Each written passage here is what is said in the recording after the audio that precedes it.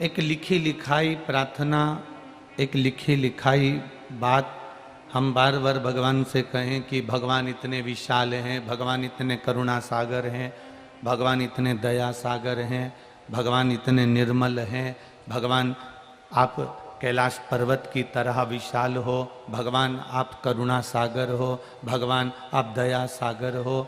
ये सब प्रार्थना एक पुरानी है। नई प्रार्थना वो है कि हम भगवान के सामने जाकर अपनी खुद की गलतियों को महादेव को बता दें और उनके सामने कह दें हम जैसे हैं वो आपके हैं।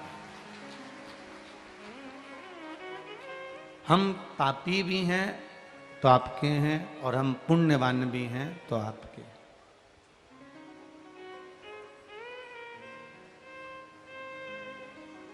हम भगवान से अपने दिल की बात कहें, हम भगवान से अपने मन की बात कहें, अपने हृदय की बात कहें।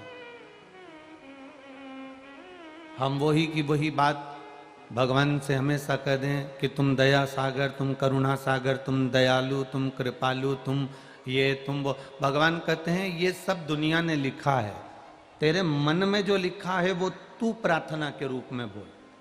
तेरे हृदय में जो चल रहा है तू वो प्रार्थना के रूप में बोल। तेरे हृदय में जो समाया है तू वो प्रार्थना के रूप में बोल। तेरे हृदय में क्या चल रहा है तू वो प्रार्थना के रूप में बोल। भगवान से जाकर कभी कभी भोलेनाथ जी से ये भी कह दिया करो कि लोग मेरी निंदा करें, बुराई करें, अपशब्द कहें, ताना दें, गाली दें, प्रभु तू मुझे ऐसा बना कर रखना कि मैं ये सब कुछ सुन सकूं। मुझे इतना बलवान बना देना कि मुझे सुनने की आदत हो। जरा सा किसी ने कुछ बोला और मुझे क्रोध आ गया, जरा सा किसी ने कुछ बोला और मैं गुस्सा कर जाऊं, ये ठीक नहीं है। जरा सा किसी ने कुछ बोला और मुझे गुस्सा आ गया, क्रोध आ गया, अपशब्द कहने लगा, ये ठीक नहीं है। आप भगवान से कहो, दुनिया के लोग अगर मुझे ताना दे, दुनिया के लोग मुझे गाली दे, दुनिया के लोग मुझे अपशब्द कहें, दुनिया के लोग मुझे आड़ा टेढ़ा बोलें, तो मुझे आप ऐसा बना देना कि मैं सब कुछ सुन लूं। जिसने सुनने की आदत डाल ली उसकी जिंदगी सार्थक हो गई। आज सबसे बड़ी आफत ये पड़ी हुई है कि कोई किसी की सुनने को तैयार नहीं। सास कहती है मैं घर की बड़ी हूं, मैं किसी की सुन के नहीं चलूंगी। बहू कहती है मेरे मायके में मैंने किसी की नहीं सुनी तो क्या तुम्हारे घर की सुनूंगी। पिता कहता है मैं किसी की नहीं सुनूंगा। बेटा कहता है मुझे किसी से मतलब नहीं, मैं किसी की नहीं सुनूंगा। ताऊ कहता है मैं किसी की नहीं सुनूंगा। चाचा कहे मैं किसी की नहीं सुनूंगा। काका जी कहे मैं किसी की नहीं सुनूंगा। सब ऊंचे बन गए, सब बड़े बन गए और कोई किसी की सुनने को तैयार नहीं है। मैं किसी की नहीं सुनूंगा, मैं घर की बड़ी, मैं किसी की नहीं सुनूंगी, मैं किसी की नहीं सुनूंगी। केवल एक सियोर वाला महाराज है जो सबकी सुनेगा। सुनने की आदत डालिए और आप जिस दिन सुनने की आदत डाल लोगे, जिस दिन आपने सुनने की आदत डाल ली, दुनिया में आपके बराबर क्वालिटीवान कोई नहीं होगा। इतनी क्वालिटी आपके अंतर्गत आ जाएगी। आप सुनो।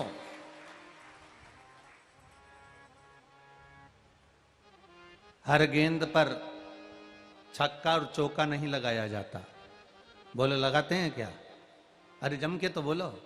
नहीं, हर गेंद पर छक्का और चौका नहीं लगाया जाता। इंतजार करा जाता है कि कोई बॉलिंग करने वाला आएगा, उसका इंतजार है और ये मेरे समय पर आना चाहिए। जैसे पहले अपन लोग एग्जाम देते थे, पहले आपका हमें नहीं मालूम परंतु हम अपना कहें या अपने मित्रों का कहें, तो जब हम परीक्षा देने जाते थे तो भगवान से प्रार्थना करते थे हमारे वो टीचर की ड्यूटी मेरे कमरे में लगना चाहिए। आपके साथ में भी ऐसा होता था क्या? अरे बोलो, जम के बोलो जरा। उसमें क्या झूठ बोलना होता था ना कि मेरे वो टीचर की ड्यूटी मेरे समय पर लगना चाहिए। क्यों? अगर वो टीचर मेरा उस समय पर ड्यूटी पर होगा तो ये पक्का है मेरा एकाध क्वेश्चन तो वो हल करा देगा, ये निश्चित है। हम ढूंढ रहे हैं कि मेरे उस टीचर की ड्यूटी मेरे कमरे में होना चाहिए जिससे मेरी पहचान है, जो मुझे जानता है। बस यही कथा कर रही है। अंतिम समय में जब प्राण छूटे तो भोलेनाथ जी से कह देना मेरे मृत्यु के समय पर आपकी ड्यूटी होना चाहिए, फिर मैं प्राण छोड़ भी दूं तो कोई दिक्कत नहीं है। अंत समय प्रभु आना पड़े, और अंत समय प्रभु आना पड़ेगा, वचन दिया तो निभाना पड़ेगा। आए ना आए प्रभु कुटुंब कबीला, अंत समय प्रभु हम इंतजार करते हैं, हम विचार करते हैं कि मेरे एग्जाम के समय पर मेरे रूम में, मेरे कक्ष में, मेरी टेबल के पास मेरा परिचित वो टीचर होगा तो एक का क्वेश्चन हल करा देगा और मुझे थोड़ा सा बता देगा। अंतिम समय में भी, अंत बिंदु में भी, अंतिम समय, अंत बिंदु में भी अगर मेरे परमात्मा से आपकी पहचान है तो आप भगवान से ये प्रार्थना अपनी खुद की है। पढ़ी लिखी प्रार्थना नहीं करना हमको। हम भगवान से अपने मन की बात कह दें, यही प्रार्थना। हम भगवान से अपने दिल की बात कह दें, यही प्रार्थना। हम भगवान से अपने हृदय की बात कह दें, यही प्रार्थना।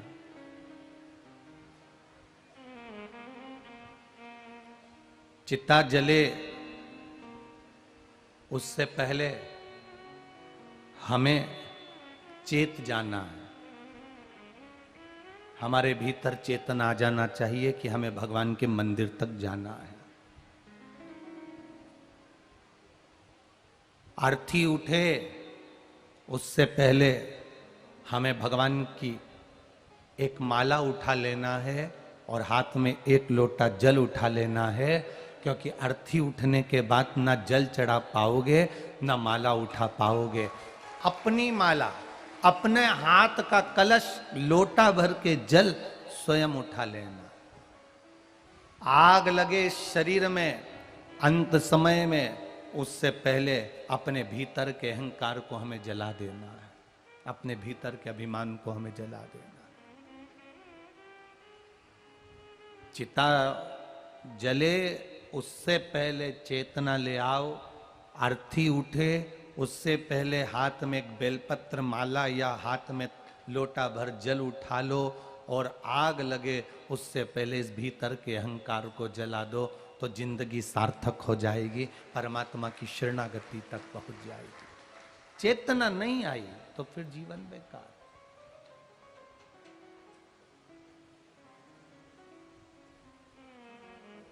मैंने तेरे ही भरोसे बाबा, तेरे ही भरोसे हवा बिच उड़ती जावांगी।